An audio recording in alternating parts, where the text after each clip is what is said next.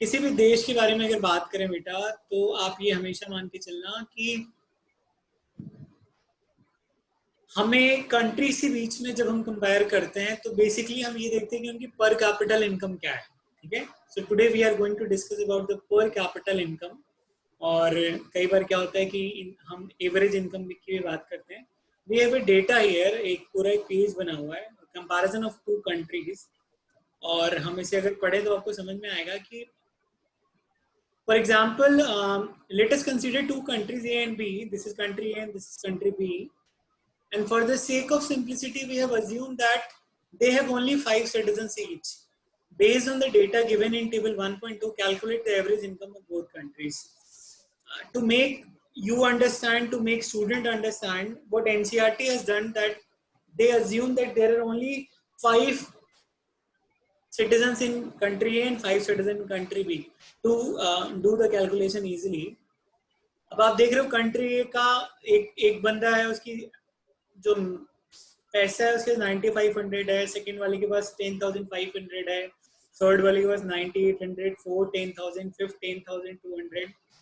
So this is the income of 5 persons of country ए।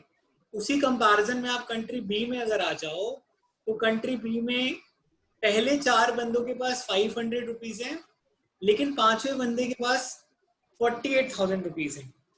ठीक है, आप ऊपर थोड़ी सी सिमिलैरिटी या इक्वालिटी मान सकते हो, लेकिन नीचे क्या दिख रहा है आपको? What did you find in country B?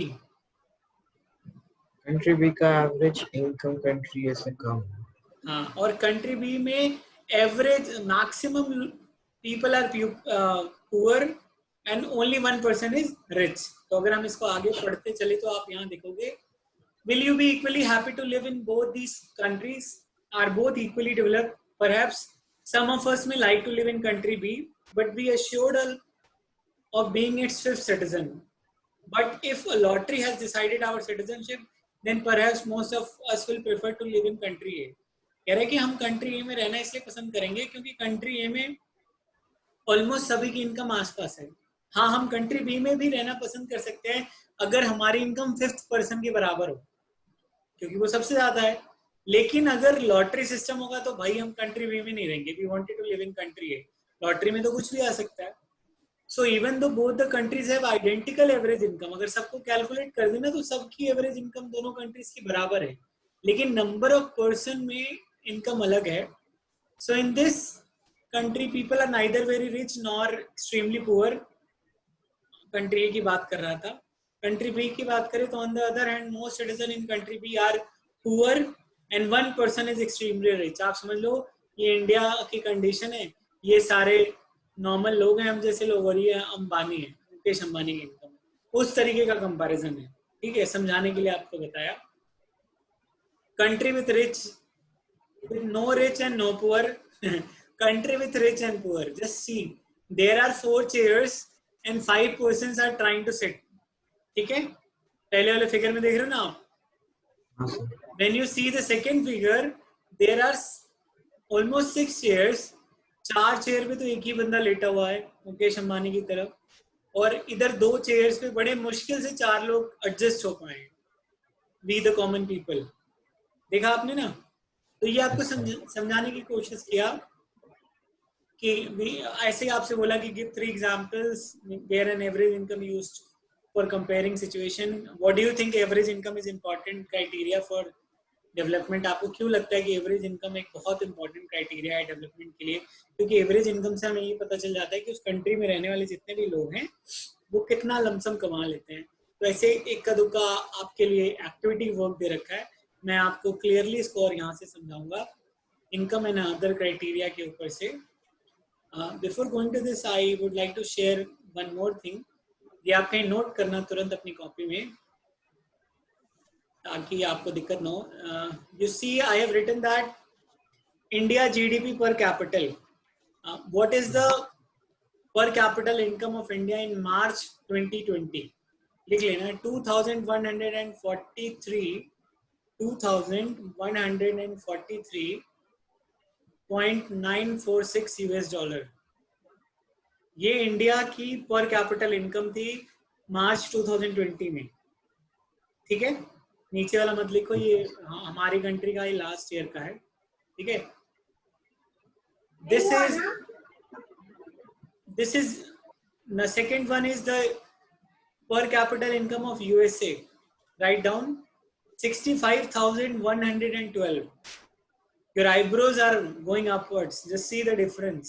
65,000. 112 in the year 2019. 33 times का फर्क तो आपको वैसे ही दिख रहा है, ठीक है। You are a math student, you know this things, ठीक है। और एक और कमाल का आंकड़ा जो आप लिख लो, these are the 4 richest countries of the world having the largest number of per capita income. Europe के हैं मैक्सिमम, और ऐसा है ना, आप इसे लिखो मत, इस वाले को ना मैं आपको क्लिक करके और फोटो भेज देता हूँ, ठीक है। ये मैं आपको भेज देता हूँ, you'll check, I have already, I'll send you, ठीक है।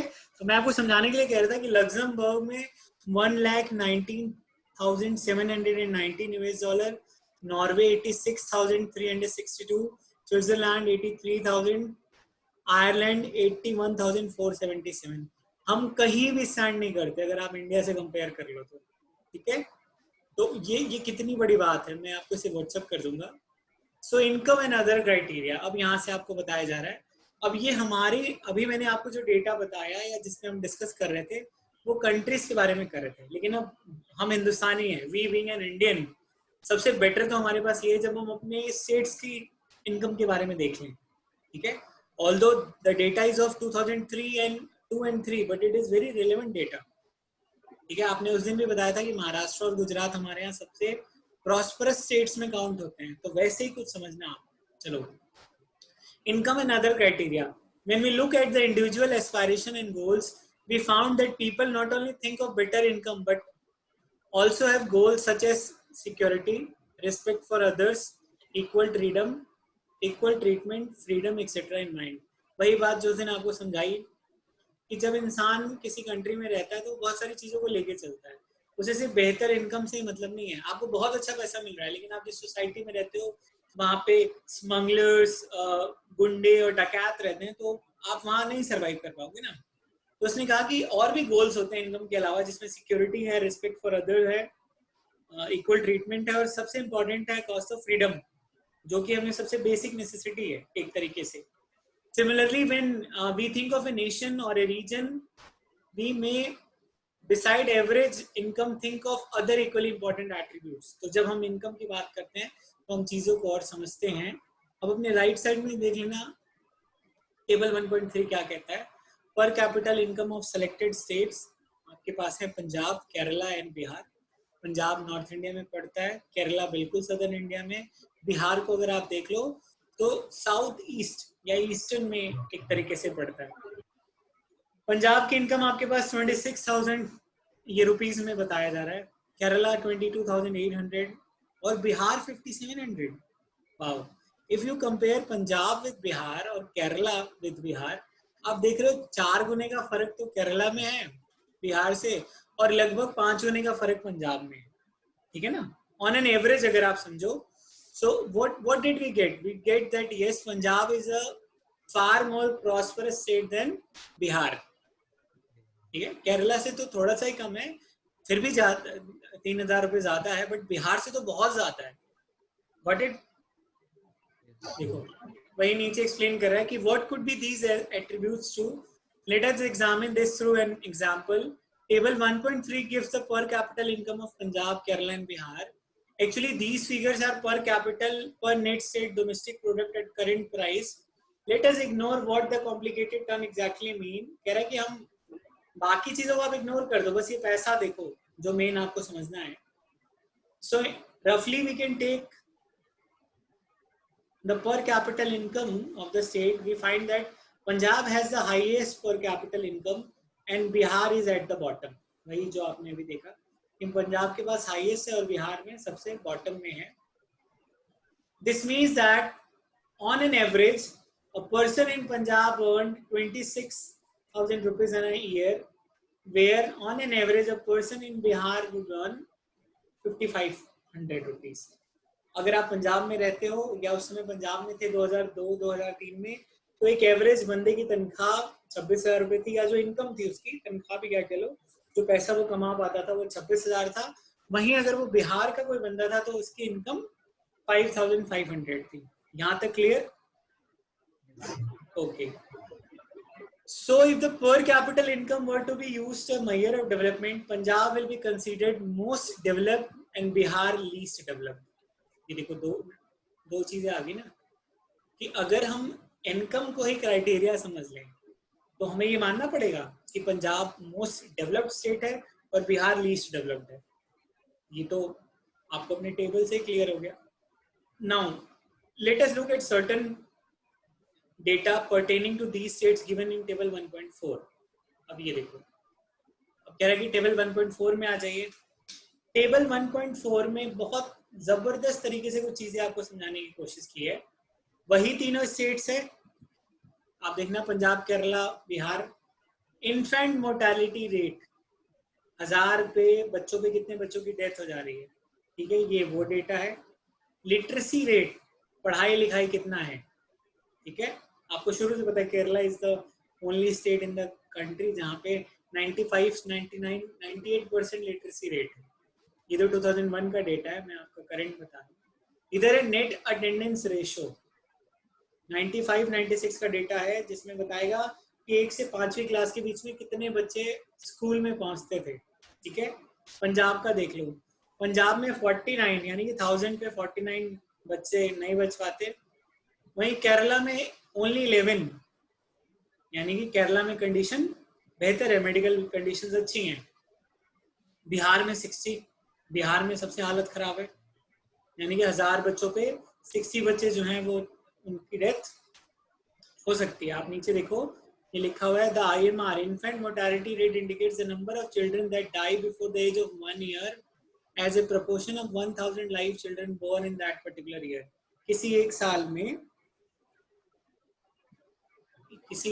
में 1000 बच्चे अगर पैदा हुए तो उन 1000 बच्चों में उस पर्टिकुलर टाइम पीरियड में कितने बच्चे जो है जिनकी डेथ हो जा रही है, उसको हम IMR कहते हैं, इन्फेंट मोर्टेलिटी रेट। तो आप देखो तो बिहार में सबसे ज्यादा है, ठीक है, केरला में सबसे लीस्ट है, पंजाब में बिहार से कम है लेकिन केरला से अब काफी ज्यादा है, ठीक है। लिटरेसी रेट देखो आप, लिटरेसी रेट में बिहार सबसे पीछे है 47%, यानी कि 100 में से 47 लोग बिल्कुल शिक्षित नहीं है। 91% केरला में, सिर्फ 9 लोग ऐसे हैं या 9% जिनके पास शिक्षा नहीं है, बाकी सब लोग के पास है। और पंजाब में 70। तो यहाँ डेटा कुछ अलग है, यहाँ डेटा कुछ अलग है। और यहाँ देखो नेट अटेंडेंस रेशो, जहाँ पे लिटरेसी रेट ज्यादा है वहाँ पे अटेंडेंस रेशो भी ज्यादा होगी, ऑब्वियसली, समझ रहे हो ना। जहाँ पे लिटरेसी रेट कम है वहाँ अटेंडेंस रेट भी कम है।